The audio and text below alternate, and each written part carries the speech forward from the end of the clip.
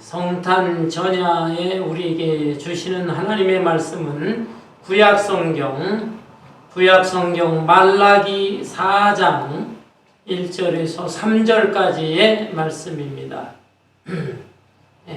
제가 읽는 성경 1330페이지이네요. 말라기 4장 1절에서 3절까지의 말씀 제가 봉독합니다. 만군의 여호와가 이르노라. 보라, 용광로 불같은 날이 이르리니 교만한 자와 악을 행하는 자는 다 지푸라기 같을 것이라. 그 이르는 날에 그들을 살라 그 뿌리와 가지를 남기지 아니할 것이로되, 내 이름을 경외하는 너희에게는 공의로운 해가 떠올라서 치료하는 광선을 비추리니, 너희가 나가서 외양간에서 나온 송아지같이 되리라. 또 너희가 악인을 밟을 것이니 그들이 내가 정한 날에 너희 발바닥 밑에 재와 같으리라. 만군의 여호와의 말이니라. 아멘. 아멘. 성경에 보면 예수님께서 자기 자신을 가리켜서 여러 가지 상징적인 말로 표현한 것을 알 수 있습니다. 예수님은 말씀하시기를 나는 길이요 진리요 생명이다 라고 말씀하셨습니다. 또한 예수님께서는 나는 선한 목자다, 나는 포도나무요 너희는 가지다, 이렇게 말씀하셨습니다. 요한계시록 22장에는 예수님께서 나는 광명한 새벽별이다 이렇게 말씀하시기도 했습니다. 그런데 오늘 본문 말씀에 보면 말라기 선지자가 메시아에 관해서 예언을 하는데 메시아를 해에 비유를 하면서 예언을 했습니다. 말라기 선지자는 예수님이 오시기 전 400여 년 전에 활동한 선지자입니다. 구약시대 마지막 선지자인데 앞으로 올 메시아 예수님이죠. 예수님은 태양이시다, 해이시다 이렇게 예언하는 것입니다. 그렇다면 우리 예수님은 구체적으로 태양으로 오셔서 어떤 역할을 하시고자 하셨습니까? 어떤 태양으로, 어떤 해로 이 땅에 오신 것입니까? 첫째는 공의로운 해입니다. 공의로운 해. 오늘 본 말씀의 2절에 보면 내 이름을 경외하는 너희에게는 공의로운 해가 떠올라서 라고 말씀하고 있습니다. 여러분, 사람은 옳고 그른 것을 정확하게 분별하지 못합니다. 생각하는 기능, 이 이성이 죄로 오염되어 있어요. 그래서 정확하게 판단하기 어렵습니다. 또한 선악관에 판단하는 양심의 기능도 죄로 오염되어 있고 양심이 많이 손상되어 있습니다. 그래서 올바른 선악을 판단할 수가 없는 것이죠.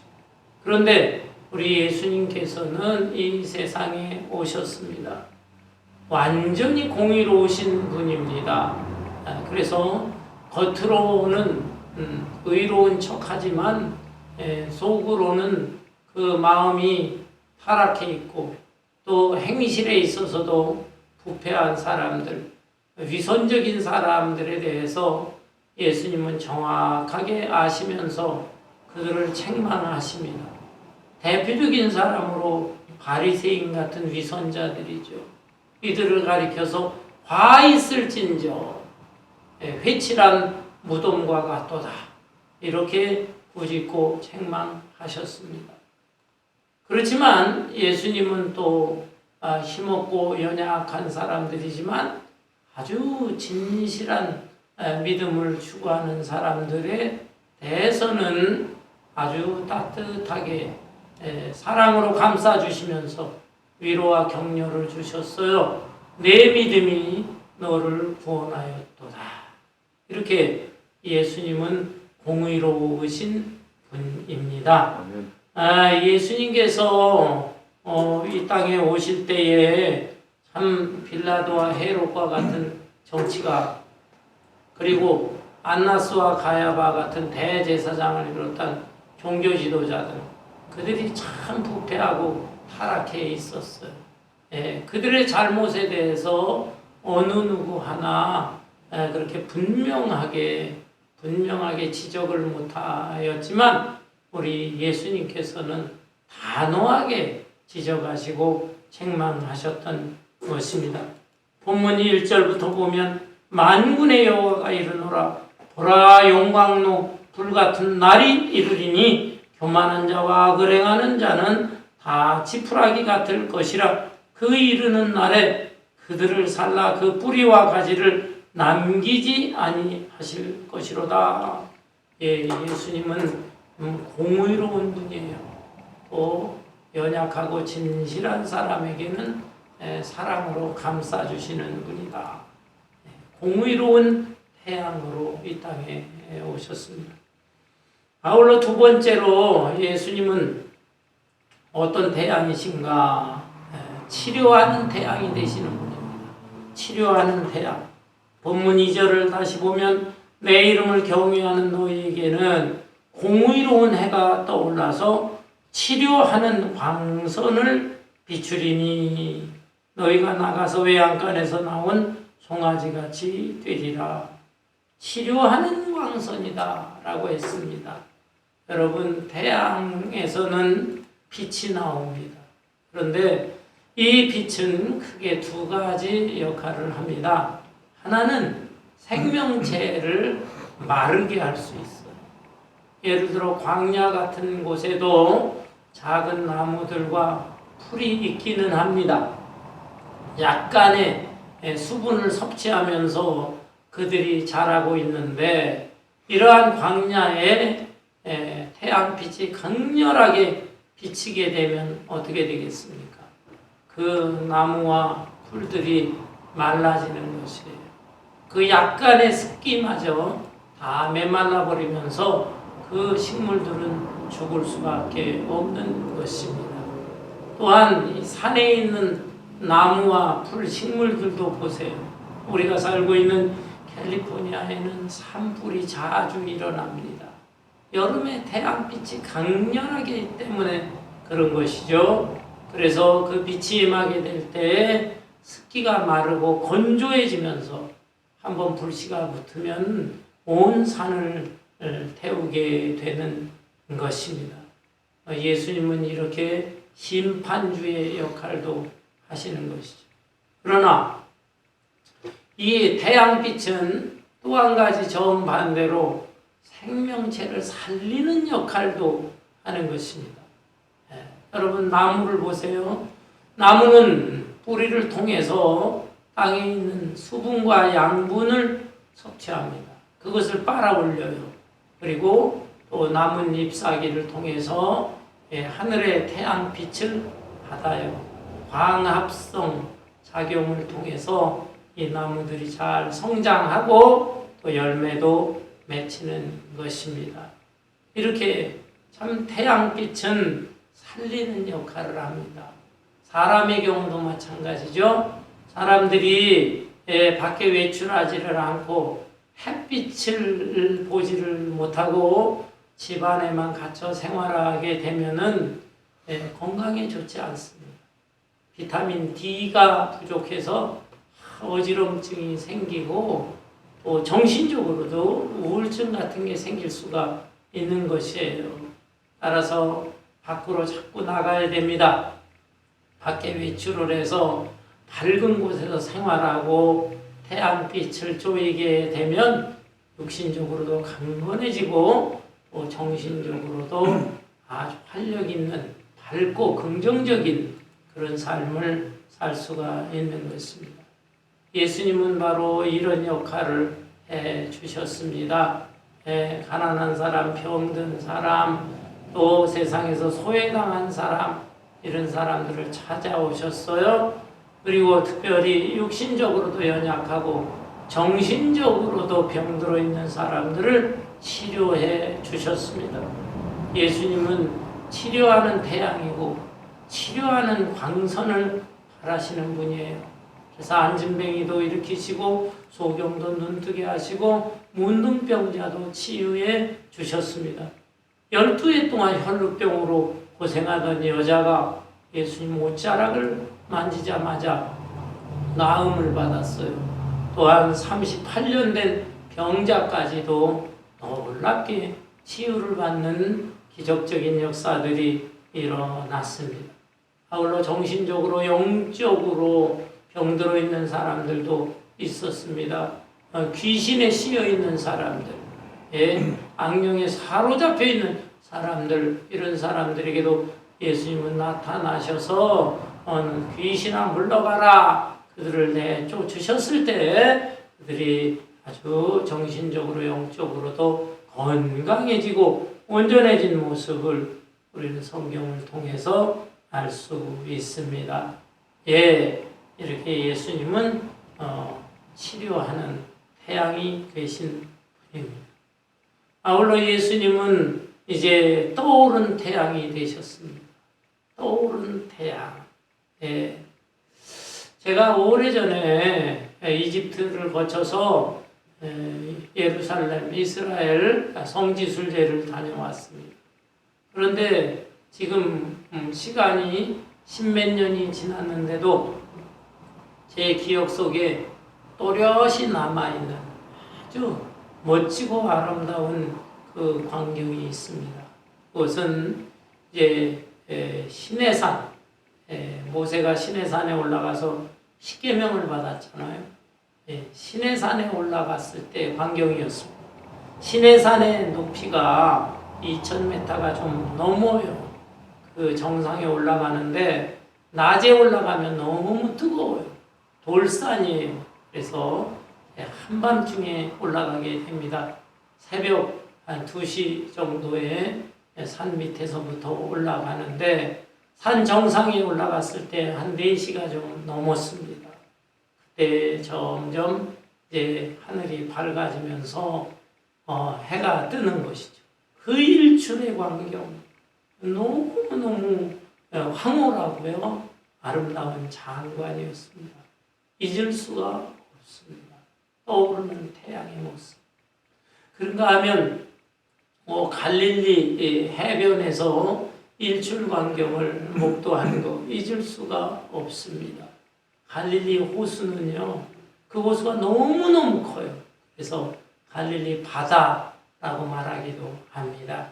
그 호수가 해변에 역시 새벽 4시경에 나갔어요. 몇몇 목사님들과 더불어 찬송도 하고 기도도 하는 가운데 이제 이 해가 떠오릅니다. 이 하늘이 붉으스름해지면서 또 밝아지면서 해가 떠오르는 그 일출의 광경, 정말 잊을 수가 없습니다. 우리 예수님은 바로 이렇게 공의로운 해요, 또 치료하는 해로서 높이 높이 떠오르셨습니다. 여러분, 크리스마스는 어떤 날인가? 예수님께서 바로 태양으로서, 해로서 떠오르게 된 날인 것입니다. 말라기 선지자는 구약의 마지막 선지자지요.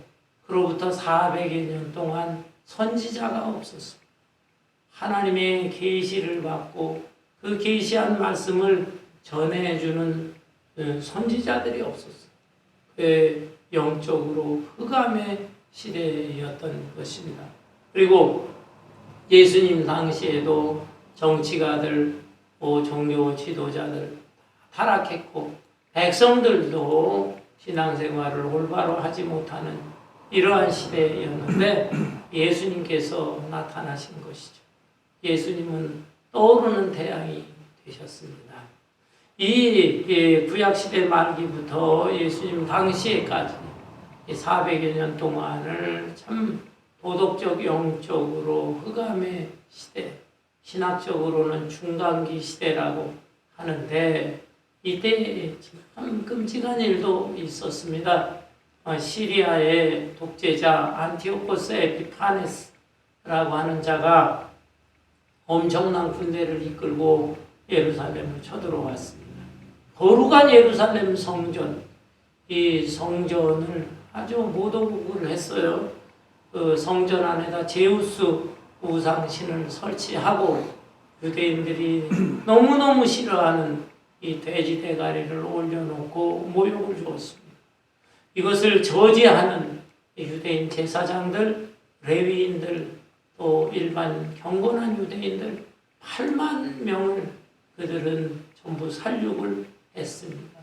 이러한 참 끔찍하고 비참한 시기를 거쳐서 예수님 당시에까지 도덕적으로 영적으로 어둡고 캄캄한 시대였지만 예수님께서는 이렇게 공의로운 태양으로 또 치료의 광선을 발하시는 태양으로 나타나셨어요. 그리고 높이 높이 떠오르게 되신 것입니다. 이렇게 떠오르게 되었을 때 그 예수님을 맞이한 사람들의 마음은 어떠할까요? 2절에 내 이름을 경외하는 너희에게는 공의로운 해가 떠올라서 치료하는 광선을 비추리니 너희가 나가서 외양간에서 나온 송아지같이 뛰리라.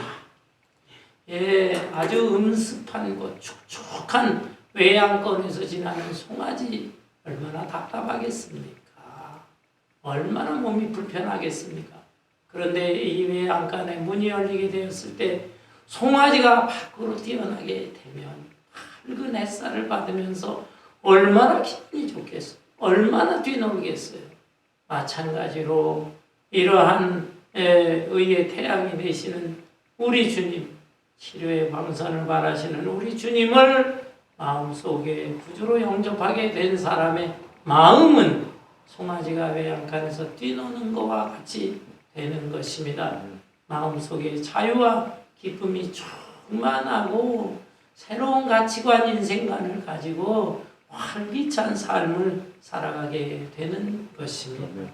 여러분, 예수 그리스도를 구주로 영접한 사람이라 할지라도 현실의 생활 속에서는 현실에 힘을 가진 사람, 돈 많은 부자라든지 또 지식이 많은 사람, 권력자들에 의해서 눌림을 당할 수는 있어요. 그렇지만 겉으로 눌림을 당하는 것이지 그 속까지 눌림을 당하지 않는 것입니다. 영적으로는 우리가 더 그들의 우위에 있는 사람들인 것이에요. 그래서 여기 3절에 보면 또 너희가 악인을 밟을 것이니 그들이 내가 정한 날에 너희 발바닥 밑에 재와 같으리라. 만군의 여호와의 말이니라. 우리가 그들에게 주눅들어서 생활할 필요가 없습니다. 우리의 마음속에는 세상이 감당할 수 없는 놀라운 믿음이 있는 것이에요. 이 믿음을 가지고 담대하게 활기차게 생활할 수 있는 것입니다. 여러분 여전히 여러분의 마음의 상태가 가난의 외양간, 질병의 외양간, 또 여러 가지 절망과 낙심의 외양간처럼 그런 마음의 상태라고 한다면 이 외양간에서 벗어나서 자유롭게 뛰노는 송아지와 같이 여러분 활기찬 삶을 살아갈 수 있기를 바랍니다. 아울러서 영적으로 방황하는 수많은 사람들에게 이 성탄의 기쁜 소식을 증거할 수 있는 성탄의 증인으로 살아갈 수 있기를 주님의 이름으로 축원합니다. 아멘. 찬송